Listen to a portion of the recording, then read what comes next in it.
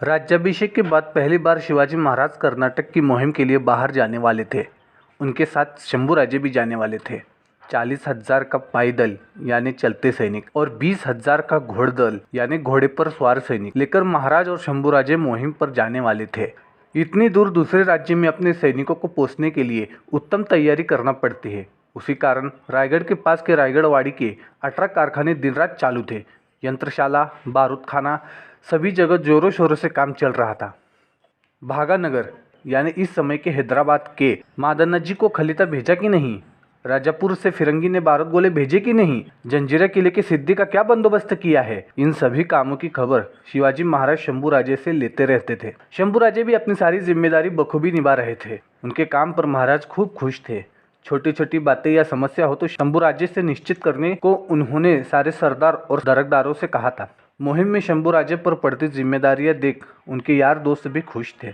शंभूराजे को मुहिम की तैयारी करने में किसी भी चीज़ की कमी न पड़ने देने की सूचना महाराज ने बालाजी आऊजी उनके क्लर्क को दी थी। बालाजी आऊजी शंभूराजे को हर चीज़ में मदद करते थे। शिवाजी महाराज का रायगढ़, उनका स्वराज्य, उनकी न्याय नीति की बातें तो पूरे महाराष्ट्र भूमि में होती थी। महाराज के राज्याभिषेक के वक्त शंभूराजे को पूरे महाराष्ट्र ने देखा था। खासकर रायगढ़ के पास के गांव जैसे बिरवाड़ी, पाली, पोलादपुर, महाड़, चांदेशी से श्रीरामबाग तक के सारे जवान युवक शंभूराजे से मिले थे। अपने दोस्तों के साथ शंभूराजे घोड़े पर बैठ आसपास के गांव में घुमा करते थे। शंभूराजे को राजकुमार होने का कोई घमंड नहीं था। वे अपने गरीब दोस्तों की शादी में नाचते गाते थे। यह देख राज्य की प्रजा की नज़रों में शंभूराजे के लिए एक अलग ही आदर था।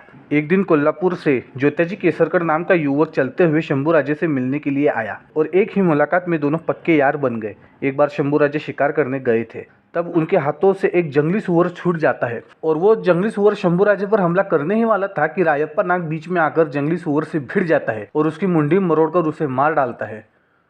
उस भिड़ंत में रायप्पा के पैरों में गंभीर चोट आई थी। तब से रायप्पा शंभूराजे की सेवा में था। सिर्फ कवि कलश शंभूराजे से 10 साल बड़े थे। बाकी सारे दोस्त शंभूराजे की उम्र के थे। शंभूराजे अपने सारे दोस्तों पर जान छिड़कते थे और दोस्त भी वक्त आने पर शंभूराजे के लिए जान कुर्बान करने को भी तैयार थे। शंभूराजे का इस तरह गरीब एवं पिछड़ी जाति के युवकों के साथ उठना बैठना बढ़ता देख सभी दरबारियों ने शिवाजी महाराज से शंभूराजे की शिकायत की। इस तरह एक राजकुमार ने गरीब एवं पिछड़ी जाति के लोगों से मेलजोल करना उचित नहीं है महाराज। शाम को महाराज ने अकेले में शंभूराजे को बुलवाया और कहा, इस तरह सिर्फ उन गरीब पिछड़ी जाति के युवकों के साथ मत रहो। वहाँ उनमें कुछ हीरे भी होंगे, उन्हें तराशो और अपने साथ रखो। कल स्वराज्य का भविष्य बदलने में वे आपकी मदद भी कर सकते हैं। ये महाराष्ट्र सिर्फ राजा महाराजा, ब्राह्मण एवं मराठों का नहीं बल्कि मेहनती पिछड़ी जाति के लोगों का भी है। एक दिन राज्य के एक छोटे गांव से वहां एक किसान महाराज से मिलने आते हैं। अकाल यानी सूखा पड़ने की वजह से उस साल खेती में कुछ उत्पन्न नहीं हुआ था। लगान माफ़ करने हेतु वे किसान महाराज से गुहार लगाते हैं। महाराज भी उस गांव का लगान माफ़ कर देते हैं। यह बात मोरोपंत जब अन्नाजी पंत को बताते हैं तब अन्नाजी पंत बहुत नाराज होते हैं और कहने लगते हैं, जरूर इसमें उन किसानों को शंभूराजे ने बल दिया होगा। मैंने तो पहले ही कहा था कि उन किसानों को महाराज से मिलने मत देना, लेकिन कोई मेरी सुने तब ना। मन लगाकर खेती में बुआई नहीं करोगे तो उत्पन्न कहाँ से आएगा? इस तरह लगान माफ करने से राज्य नहीं चलता। अनाजी पंत अभी बोल ही रहे थे कि उनकी बातें काटते हुए मोरोपंत कहते हैं, कुछ दिन पहले विशालगढ़ के लोग आए थे। गांव की एक छोटी नदी पर बांध बनाकर पानी का बहाव मोड़कर उसे खेतों तक पहुंचाने की मांगनी कर रहे थे और शंभूराजे भी उनसे सहमत थे। थोड़ी देर रुककर मोरोपंत फिर कहते हैं, अब तो ऐसा ही चलेगा लगता है। जब राजकारबार में जवान खून आता है तब हम जैसे बूढ़ों के लिए थोड़ा संभल कर रहना ही ठीक रहता है। इस पर अनाजी पंत कहने लगे, अच्छा ये बात है। आज छोटी छोटी नदी की दिशा बदलने वाले शंभूराजे कल को अगर बड़ी बड़ी नदियों की दिशा बदलने लगे तो? मोरोपंत, पूरी बात तो हमें भी नहीं पता, लेकिन कर्नाटक की मुहिम पर जाने के बाद शंभूराजे खुद शिवाजी महाराज से बहुत सी नई नई कल्पना पर बात करने वाले हैं। महाराज कर्नाटक की मुहिम पर शंभूराजे को ले जाने वाले थे। हमेशा की तरह शंभूराजे अपनी बहादुरी दिखाते और सबके साथ महाराज भी शंभूराजे का गुणगान गाते। राज्य में शंभूराजे का दबदबा और बढ़ जाएगा। इस बात का डर अन्नाजी पंत को परेशान कर रहा था। वो झट से वहाँ से उठते हैं और फटाफट परेशानी में कदम बढ़ाते हैं। परेशानी भरे वो कदम उन्हें अपने आप सोयराबाई तक खींचते हुए ले गए। सोयराबाई शंभूराजे की सौतेली माँ थी। अन्नाजी पंत तो स्वराज्य की स्थापना से ही शिवाजी महाराज के साथ थे। राज्य का सब लेखा जोखा उन्हीं के पास था। महाराज भी उन पर पूरा भरोसा करते थे। महाराज अनेकों जिम्मेदारियां अनाजी पंत पर सौंपा करते थे। महाराज का अनाजी पंत पर इतना भरोसा था कि जब वे अफजल खान से मिलने जा रहे थे तब प्रतापगढ़ पर जिजाऊ यानी महाराज की माताजी और छोटे शंभूराज के संरक्षण की जिम्मेदारी उन्होंने अनाजी पंत पर ही सौंपी थी। और जब महाराज औरंगजेब से मिलने आगरा गए थे तब महाराज के पीछे राज्य को संभालने की पूरी जिम्मेदारी अनाजी पंत ने बखूबी निभाई थी। इतना ही नहीं, पन्हाड़ा और रांगना किले को जीतने की लड़ाई में अनाजी पंत ने तो तलवार भी उठा ली थी। लेकिन आजकल उनका मिजाज कुछ अलग ही रहता है। शंभूराजे का बेबाक स्वभाव और बेफिक्री तो उनकी उम्र पर शोभा भी देती थी। शंभूराजे बिना किसी संकोच के सीधे अनाजी पंत से उलझ जाते थे, क्योंकि इंग्रज, डच, पुर्तगीज जब भी रायगढ़ पर महाराज से मिलने आते थे तब वे महाराज को तो नजराने लाते थे, लेकिन मोरोपंत, अनाजी पंत और राहुजी सोमनाथ इन तीनों के लिए भी नजराना लाना नहीं भूलते थे। लेकिन कभी कभार अगर नजराने न लाने की गलती उन लोगों से हो जाती तब नुकसान भरपाई करने हेतु फिरंगियों की तरफ से दक्षिण कोंकण से जो महसूल आता था उसमें टूट दिखाकर अन्नाजी पंत बड़ी होशियारी से अपना हिस्सा निकाल लेते थे। ये सारी बातें शिवाजी महाराज को भी पता थी, लेकिन अन्नाजी पंत का बरसों का साथ, दोस्ती, उनकी उम्र का ध्यान रखते हुए महाराज इन बातों को नजरअंदाज कर दिया करते थे। लेकिन जवान शंभूराजे को ये बात बर्दाश्त नहीं होती थी। वे निसंकोच अन्नाजी पंत को भरे दरबार में बेइज्जत किया करते थे। जैसे, लो आ गए फुकटराव, आ गए महसूल चोर कहकर शंभूराजे अन्नाजी पंत को बेइज्जत किया करते थे। तो दूसरी तरफ थी सोयराबाई, उनकी सौतेली माँ। उनकी समस्या भी ये थी कि उनका सगा पुत्र राजाराम शंभूराजे से उम्र में छोटा था। अपने पुत्र को छत्रपति बनाने की आशा सोयराबाई रखती है। इस सोच को मन में लिए अन्नाजी पंत सोयराबाई के महल में जाते हैं और शंभूराजे के खिलाफ उनके कान भरने लगते हैं। अगर कर्नाटक की मुहिम पर शंभूराजे गए तो वो शिवाजी महाराज की नजरों में महापराक्रमी सिद्ध हो सकते हैं महारानी। अन्नाजी पंत कुछ पुराने पल याद करते हुए आगे कहते हैं, जब हमारी लाडली कन्या पर शंभूराजे ने अत्याचार किया था तब उसकी सुनवाई का जिम्मा महाराज ने आप पर ही सौंपा था, लेकिन आपने तो संधि खो दी। लेकिन अब ये चलकर आई संधि मत खोना। कुछ भी करके शंभूराजे को कर्नाटक की मुहिम पर जाने से रोक लीजिए महारानी। हंसा का नाम आते ही सोयराबाई भी यादों में खो जाती है। महाराज ने हंसा और शंभूराजे के विषय की सुनवाई सोयराबाई पर सौंपी थी। मन में आता तो सोयराबाई शंभूराजे को अपराधी सिद्ध करके उन्हें सजाए मौत भी दे सकती थी, लेकिन उन्होंने महाराज का भरोसा नहीं तोड़ा और उन्होंने वसंत पंचमी के उस दिन हंसा रानीवास में जो स्त्रियां जमा हुई थी उनको छोड़ शंभूराजे के महल में क्यों गई? शंभूराजे उस वक्त क्या कर रहे थे? क्या पहरेदारों ने कुछ देखा? इन सारे सवालों का जवाब ढूंढने में लग गई। सोयराबाई ने पहरेदारों, खिदमतगारों, राजा की दासियां सभी की साक्ष्य ली। हंसा की माँ की भी उन्होंने साक्ष्य ली। जिस कुएं में कूदकर हंसा ने अपनी जान दी थी उस कुएं की भी जांच की और आखिर में शंभूराजे की भी साक्ष्य ली। और सब कुछ अच्छी तरह पड़ताल करने के बाद सोयराबाई शंभूराजे को निर्दोष घोषित करती है। फिर कुछ दिन बाद सोयराबाई महाराज से पूछती है कि आपने शंभूराजे की सुनवाई का जिम्मा हमें क्यों सौंपा था, जबकि दरबार में तो हमसे भी बुद्धिमान प्रहलाद निराजी और काजी हैदर जैसे बड़े बड़े न्यायाधीश थे। उस पर महाराज ने कहा था, एक तो ये विषय बहुत ही नाजुक था और उसमें आप शंभूराजे की सौतेली माँ, मन में किसी भी प्रकार का प्रेम भाव न रख के कठोर से कठोर जांच आपके अलावा और कोई नहीं कर सकता था। इसीलिए यादों में खोई सोयराबाई अचानक होश में आकर अन्नाजी पंत से कहती है, आपकी कन्या तो एक तरफी प्रेम करती थी और हम उस वक्त के हमारे फैसले पर अब भी ठाम हैं। अन्नाजी पंत समझाते हुए धीरे धीरे सोयराबाई से कहते हैं कि छे महारानी, आप अपने ही पैरों पर कुराड़ी मारने का काम कर रही है। आप जरा सोचिए, अगर ये शंभूराजे कर्नाटक की मुहिम पर जाएंगे तो वहाँ अपना पराक्रम, बहादुरी दिखाकर तो महाराज को पूरी तरह अपने वश में कर लेंगे और मुहिम का अनुभव लिए जब वो वापस रायगढ़ आएंगे तो महाराज के मन में तो हमेशा राजाराम से पहले शंभूराजे के लिए बड़ा स्थान रहेगा। इस पर सोयराबाई चिंतित होते हुए कहती है कि फिर अब हमें क्या करना चाहिए? शंभूराजे को कर्नाटक मुहिम पर ले जाने का निश्चय तो महाराज कर चुके हैं और वे कभी अपना निश्चय नहीं बदलते। अन्नाजी पंत कुछ देर सोचने के बाद कहते हैं कि आप राज्य का बंटवारा क्यों नहीं मांगती? वैसे भी कुछ दिन पहले अपना कर्नाटक राज्य और रायगढ़ का राज्य को बांटने का विचार महाराज कर रहे थे, लेकिन अगर इस प्रकार बंटवारा होगा तो शायद वे आपकी बात नहीं टालेंगे। फिर उन्हीं को चुनने दो, राज्य का बंटवारा या शंभूराजे को मुहिम पर ले जाना। सोयराबाई अगले ही दिन महाराज को अपने मन की बात बताती है। आप शंभूराजे को मुहिम पर ले जाने की सोच रहे हो, ले जाइए, लेकिन राज्य का बंटवारा करने के बाद। सोयराबाई की बातें खत्म होने से पहले महाराज गुस्से में कहते हैं, स्वराज्य के बंटवारे के बारे में सोचना भी मत। ये हमारा स्वराज्य हमारे पूर्वजों का आशीर्वाद है। कितनों ने अपने खून से सींचा है इस स्वराज्य को और आप इसका बंटवारा करने की बात कर रही हो? सोयराबाई, याद रहे महाराज कि आपको अकेले शंभूराजे ही नहीं, एक और पुत्र भी है। महाराज, हाँ मान्य है, हमारे लिए शंभूराजे क्या और राजाराम क्या, दोनों समान हैं। लेकिन जो प्रजा के दिलों पर राज्य करेगा, जो काबिल होगा, जो सेना को प्यारा होगा, जो अपनी मेहनत से ये सब करेगा, वही अगला छत्रपति बनेगा। सोयराबाई, तो फिर राजकारोबार के सारे पाठ रणनीति सिर्फ शंभूराजे को ही क्यों सिखाई जा रही है? राजाराम को भी सिखाइए, उन्हें भी कर्नाटक की मुहिम पर ले जाइए महाराज। महाराज, उनकी अभी उम्र नहीं, जब वे बड़े हो जाएंगे तब हम खुद उन्हें सब कुछ सिखाएंगे। इस पर सोयराबाई रोने लगी। इस तरह सोयराबाई पहले कभी नहीं रोई थी। रोते हुए ही वे महाराज से कहती है, या तो राज्य का बंटवारा कीजिए या तो शंभूराजे को अकेले ले जाइए। इन दोनों में से एक विकल्प आपको चुनना होगा, और अगर आप ऐसा नहीं करते तो हम अन्न पानी हमेशा के लिए त्याग देंगे।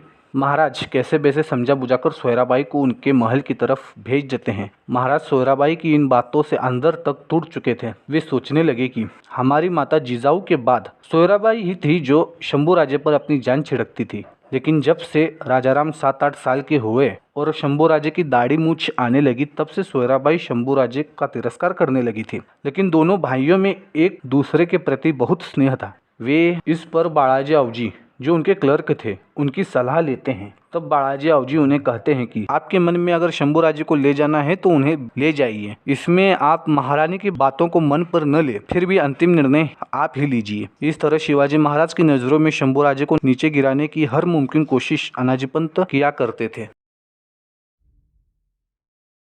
येसुबाई अपने महल में बैठी थी। तभी महल में शंभूराजे आते हैं। वे बड़े उदास और तनाव में दिख रहे थे।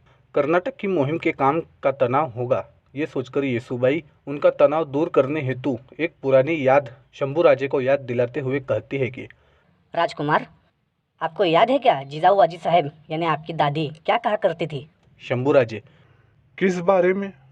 येसुबाई, जी, आपका और महाराज का जो रिश्ता है उसके बारे में। वे कहा करती थी कि मेरे शिव शंभू जैसे पिता पुत्र तो इस युग में कहीं नहीं मिलेंगे। कितने समझदार, बहादुर और एक दूसरे को जानने वाले हैं दोनों। किसी की नजर न लगे पिता पुत्र के इस रिश्ते को। येसुबाई के इन शब्दों पर शंभूराजे और भी चिंतित हो उठे। उन्हें चिंतित देख येसुबाई कहती हैं, थक गए होंगे आप कर्नाटक की मुहिम की तैयारी करते करते। बड़ी जिम्मेदारी है आप पर, थोड़ा आराम कर लीजिए। शंभूराजे उठ खड़े हुए और महल में ही इधर से उधर चक्कर काटते हुए कहने लगे, नजर लग गई येसु, किसी की बुरी नजर लग गई हम पिता पुत्र के रिश्ते को। येसुबाई प्रश्नार्थक भाव लिए पूछती है, क्या हुआ? शंभूराजे, कितने दिनों के बाद हमें हमारे पिता के साथ वक्त गुजारने का, नई नई कल्पनाएं बताने का, फिर एक नया पराक्रम दिखाने का मौका मिला था। अभी 4-5 दिन पहले ही हमने आबा साहेब के साथ बैठकर मुहिम का पूरा नियोजन भी किया था, और आज अचानक उन्होंने हमें कर्नाटक की मुहिम पर ले जाने से इनकार कर दिया। ये सुनते ही येसुबाई को भी आश्चर्य होता है। फिर अगले ही पल शंभूराजे को समझाते हुए कहती है कि महाराज ने जो भी फैसला लिया है वो बहुत सोच समझकर लिया होगा। आप उदास न हो। महाराज चाहते होंगे कि कर्नाटक की मुहिम पर जाने के बाद आप स्वराज्य को संभालें। कोई तो भरोसे का हो पीछे। इसी विचार से उन्होंने मुहिम पर आपको न ले जाने का फैसला किया होगा। अब आप सो जाइए, आराम कीजिए। शंभूराजे सो जाते हैं। येसुबाई वही उनके सिर के पास बैठी रहती है। क्या सच में स्वराज्य की जिम्मेदारी संभालने के लिए महाराज ने शंभूराजे को मुहिम पर न ले जाने का फैसला किया था, या कुछ और ही वजह थी? इस विचार से येसुबाई पूरी रात वहीं बैठी रहती है। दूसरे ही दिन शंभूराजे अपने महल में उदास बैठे थे। उनके जिगरी दोस्त कवि कलश ज्योतिराजी केसरकर, कृष्णाजी कंक भी वहां शंभूराजे की मनस्थिति ठीक करने में लगे थे। पिता पुत्र के बीच की दूरी बस अब और न बढ़े, ऐसी येसुबाई मन ही मन भगवान से दुआ मांग रही थी।